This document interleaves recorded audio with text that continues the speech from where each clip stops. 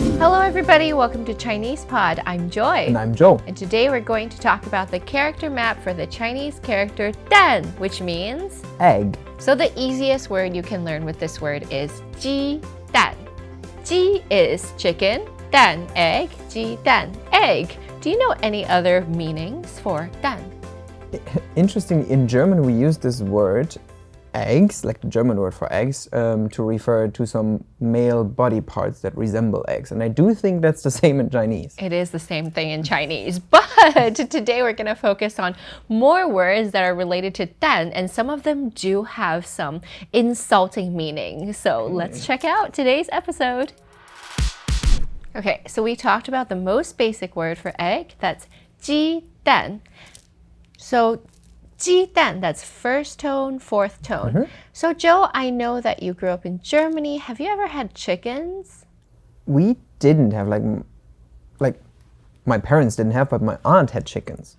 So how many eggs do your chickens lay in a day? If I remember correctly, it was like one for each day, or like second day or something like this, because it was like sometimes when you go in there in the morning, like, oh, maybe today, and then you're like, oh no egg today, but the next day, oh yeah. So you can buy the lottery when you get an egg. Yeah, it's kind of a good luck game. Okay, so laying eggs is 下蛋. 下 is the word for down, so when you down egg, it's the verb for laying eggs. So 下蛋. 下蛋, and that sort of makes sense, right? So how would I say if I want to say like when I was a kid, like the chicken laid eggs? Okay, so if your chicken laid an egg, you can say 我的鸡下蛋了. 我的鸡, my chicken, 下蛋了, verb, and then you finish off the sentence. So 我的鸡下蛋了. My chicken laid an egg. Okay, 我的鸡下蛋了. Yeah. Okay, so after your chicken has laid many eggs or a few eggs, you can make an omelet for sure. Do you know a very famous Chinese egg? Oh, are you talking about the kind of weird looking greenish transparent and sometimes a little bit smelly one? Yeah, the fermented one. The 1,000-year-old egg? Yes, the 1,000-year-old egg. That's 皮蛋. 皮蛋. 蛋. Wait, that's like leather egg, right? Yeah, or like Translated. or skin. Leather egg, or like pea. Leather or skin. But it's very leathery on the outside and it's kind of black. So it resembles leather, you mean? Yeah. Joe, 你喜欢吃皮蛋吗? 我很喜欢. Really? I I love actually it. know a lot of people who think it's super gross. Yeah, most people I know think it's really gross. But actually, when my family came here, they all loved it. I don't know, maybe that's a German thing as well.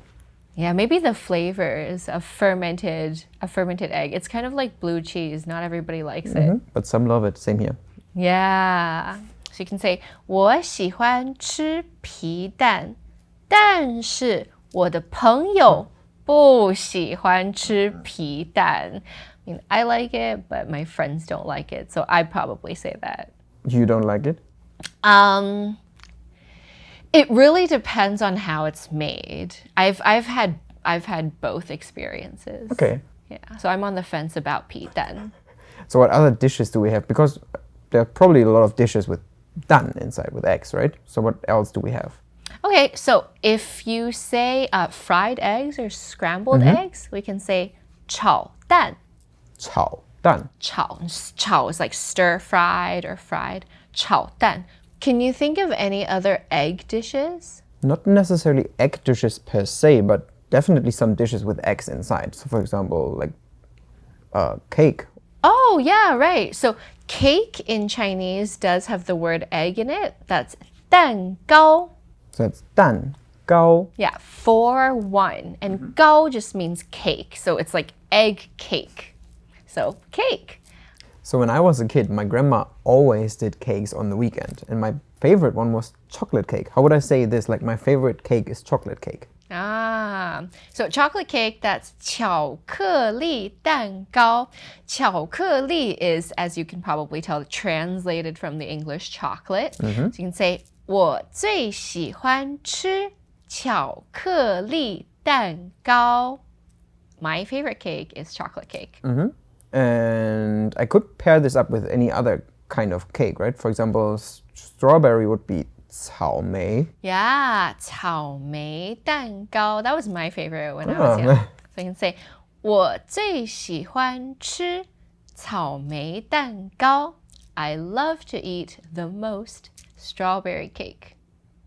Okay, so I have another dessert type that's really, really popular, and I really love this. It's the egg tart. Wait, how do we say that? It's 蛋 and 塔. Exactly. 蛋挞. So actually, 塔 sounds like tart. So again, it's the sound translation. And the most popular one that I really love is from Hong Kong, which is from Macau, which is from Portugal. So we call this 葡式蛋挞. 葡式.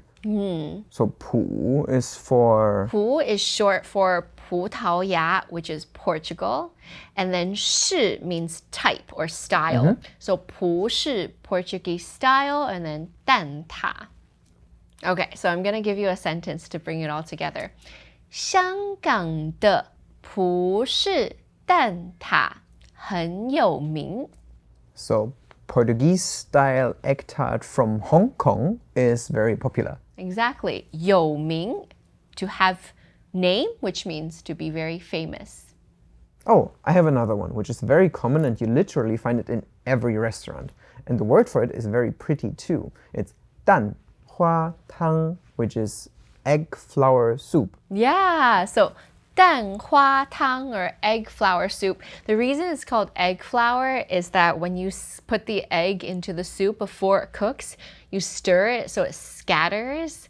And it's also commonly known as egg drop soup. So you can find that in Chinese menus. And I really love it because it's a very light soup, but you can add different things to it like seaweed or vegetables. But sometimes when they add like a little bit too much salt or maybe even too much MSG, it gets way too salty. Like that happens quite often actually. Yeah, so if this bowl of egg drop soup is too salty, I would say, 老板,这碗蛋花汤太咸了.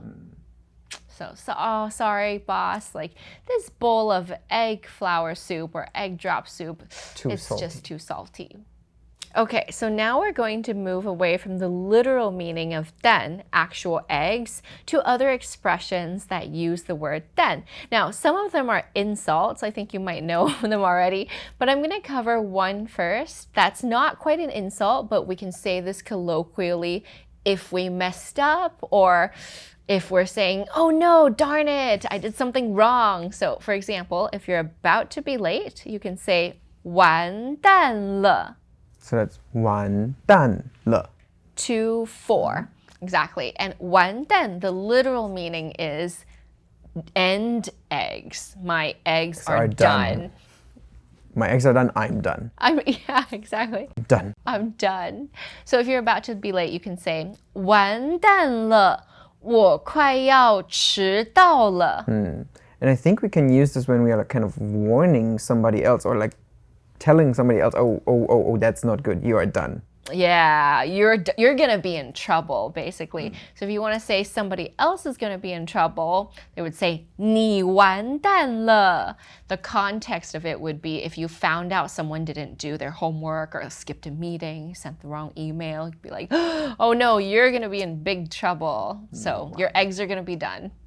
And what other words do you know with 蛋 that are actual insults? I'm curious to know which ones you're going to mention. Well, I think there's like some actually that can be insults or that can be kind of meant cute, right? Depending on your tone and how you say it.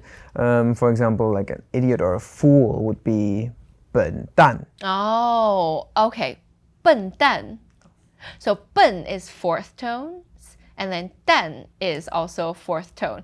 And 笨 means stupid. So if you're saying somebody is a dumb egg or a stupid egg, it just means you're saying they're not very bright. And I guess in some contexts it could be endearing because some people find it to be kind of cute and non-threatening.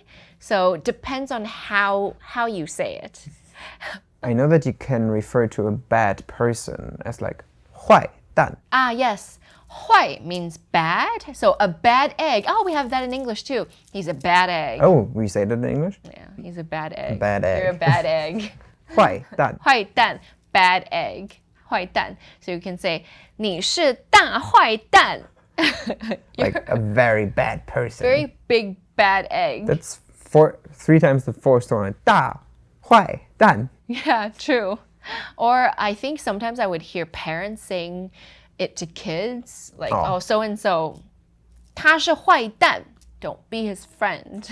It's kind of these words sometimes you use in a either mocking way or sort of not so serious way, or kind of like talking to a child sort of way. It's not very serious. Okay, any other word you would like to add to the category of insults? I think there is one that you should at least passively know, just to know when somebody insults you. Like a very bad one. I actually thought it was cute in the beginning, but apparently it is not. What was it? Like it has 3, like something with king. I know which one you're going to say. Okay, so this word is 王八蛋. Wang is the word for, it's like the last name Wang. Wang. Okay, ba is the character for 8. Wang ba dan. So this literally translates into the word for describing somebody who was born out of wedlock, which in English, you know, is also not a nice word. Okay, I'm gonna make a sentence using this word. 那个王八蛋撞了我的车. Okay, so here, if you're in an accident, then of course you have a right to be angry, right? So this was like, that bastard hit my car. If you hear somebody say it very angrily, and this will happen, you know, if you're running into an accident on the street, you see a very angry person yelling at somebody else, this is something that you will probably hear and maybe try not to say. Yeah, and just get out of their way. If somebody says that to you, just go away. Yeah. Okay, so those are a list of a few different insults using the word egg. So today in our character mind map, we talked about words that all have the character dan inside.